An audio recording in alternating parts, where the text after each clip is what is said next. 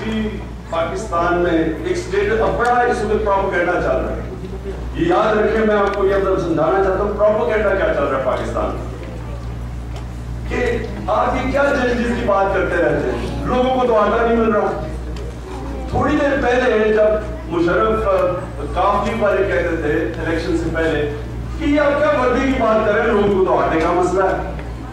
अब आप ये जजेस की बात करें, लोगों को आटे का मसला है।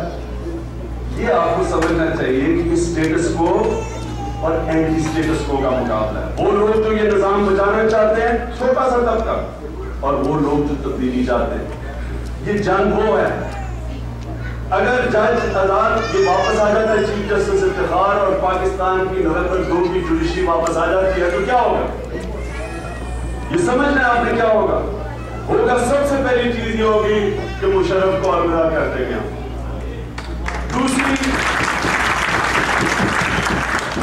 ये होगी कि इलेक्शन कमीशन आजाद हो जाएगी। जब इलेक्शन कमीशन आजाद होगी तो पहली दफा पाकिस्तान में फ्री एंड फेयर इलेक्शन होंगे। एक 1970 में जरूर हुए थे, लेकिन जो सही फ्री एंड फेयर इलेक्शन वो तब होंगे जब आपकी इंडिपेंडेंट इलेक्शन कमीशन हो, जिसको इंडिपेंडेंट जुडिशरी तहफ़्फ़ुज़ दे। हिंदुस्तान अगर आज आगे निकल गया और तेजी से आगे निकला है पाकिस्तान से और सबको पीछे छोड़ गया है और एक ग्लोबल पावर बनने जा रहा है, तो उसकी जो बुनियाद रखी गई वो तब नहीं रखी गई थी कि उनको बड़ी खुशकिस्मत थे वो कि नेहरू इतनी देर लास्ट कर गया और उनकी फौज ने किया। इसलिए हुई थी कि उनका एक अदलिया उनकी आहिस्ता आहिस्ता आजाद होनी शुरू हो गई, गवर्नमेंट के कंट्रोल से ज्यादा हो गई और मजबूत होती गई। और जब अदलिया आजाद हुई तो उनकी एक इलेक्शन कमीशन, और वो असल हीरो था, उसका नाम ज़ीशान था, जिसने ऐसे जबरदस्त मुनसिफाना इलेक्शंस करवाए कि हिंदुस्तान के अंदर वो एक नई इंकलाब ले आया कि उनकी जेन्युइन डेमोक्रेसी बन गई। जब जेन्युइन डेमोक्रेसी बनी तो उनकी जो गवर्नमेंट्स बनी, उन्होंने आवाम की खिदमत का सोचा। आज हिंदुस्तान के अंदर आप अब देखेंगे वो आगे इसलिए नहीं निकले कि उन्होंने उनके पास हथियार हमारे साथ ज्यादा है, वो आगे इसलिए निकले कि उन्होंने कभी 4% से कम अपना GDP तालीम पे नहीं खर्च किया, और अब वो 5% पे ले गए हैं।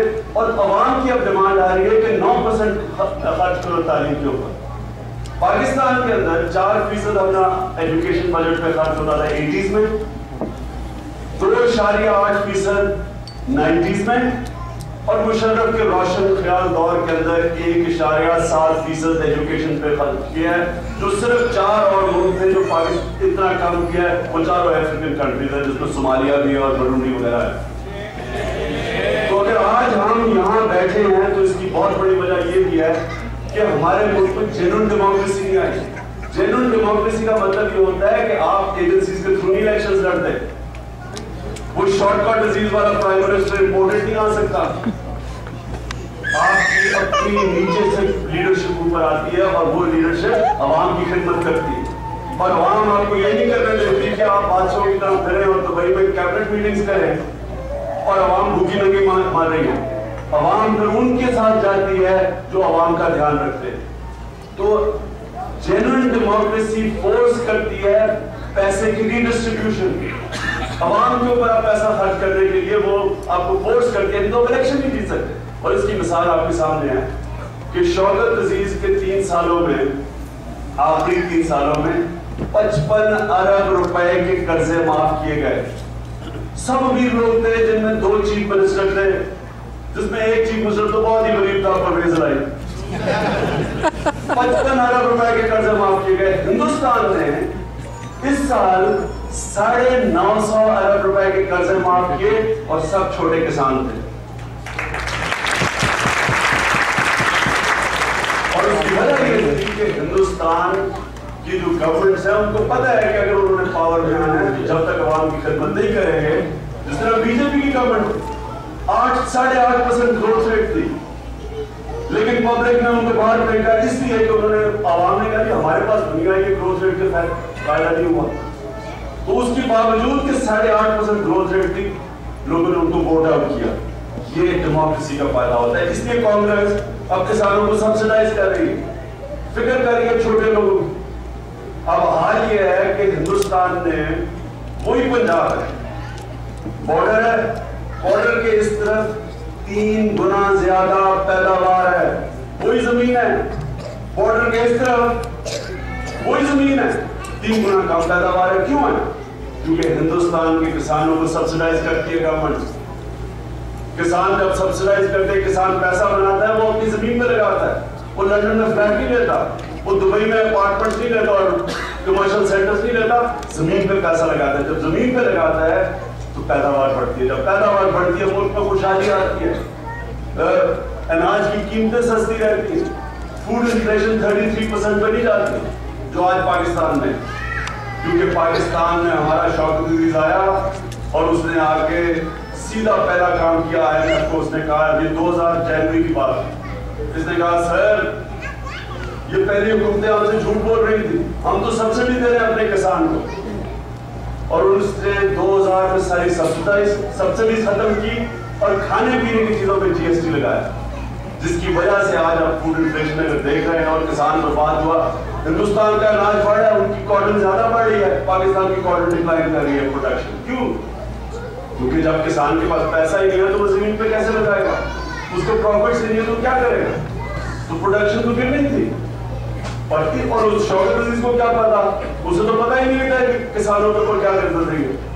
और मुशर्रफ ये और ये दोनों जो बैठे हुए थे, वो टेलीफोन को कहते थे मोबाइल फोन आ गया, कौम बड़ी अमीर हो गई।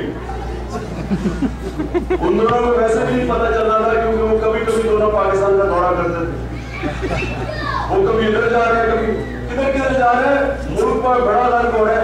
मुशर्रफ साहब अर्जेंटीना पहुंचे हुए, फिर न्यूजीलैंड पहुंच गया, नॉर्वे पहुंच गए, डेनमार्क, पता नहीं क्या करने जा रहा था। तो अब हमारे पास एक सुनहरी मौका मिला। ये अब टाइम 14 अगस्त से शुरू है। इंशाल्लाह 14 अगस्त को तहरीक इंसाफ की जो यूथ है वो हकीकी जमहूरियत के लिए, हकीकी आज़ादी, क्योंकि हकीकी जमहूरियत का मतलब हकीकी आज़ादी, हकीकी आज़ादी के लिए इंशाल्लाह हमारी यूथ एक बहुत बड़ा इस्लामाबाद के अंदर एक जश्न बना रही है, सेलिब्रेट कर रही है और आगाज कर रही है।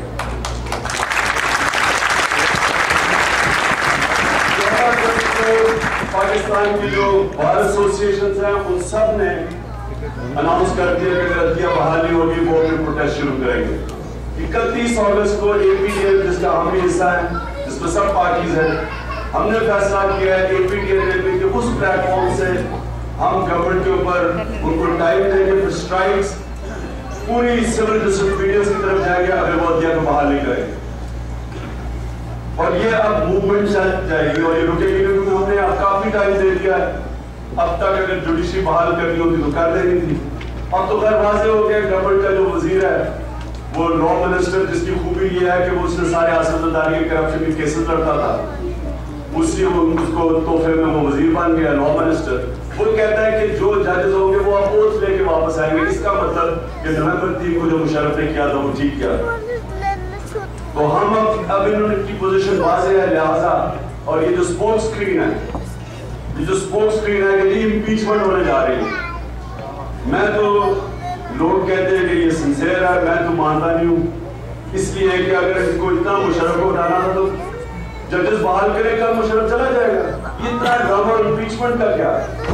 और इसमें पता नहीं आगे 10 सिर्फ MLAs खरीदते हैं मुशर्रफ, और आपको पता है वहाँ खरीदो फरोख्त, every man has a price, कोई भी मिल सकता है। तो मैं तो समझता हूँ कि इसके अंदर कैश है और ये इम्पीचमेंट एक स्पोक स्क्रीन है। अगर ये सिंसियर होते तो बड़ा आसान था, जजेस को बहाल करके और मुशर्रफ को फारिग करते। तो इसलिए एक मूवमेंट शुरू हो गया। मैं आपसे मैं ये कहता हूँ, उसके बाद मैं आपको क्वेश्चन देता हूँ कि मैं आपसे एक्सपेक्ट करता हूँ कि आप हर तरह इस मूवमेंट में शिरकत करें।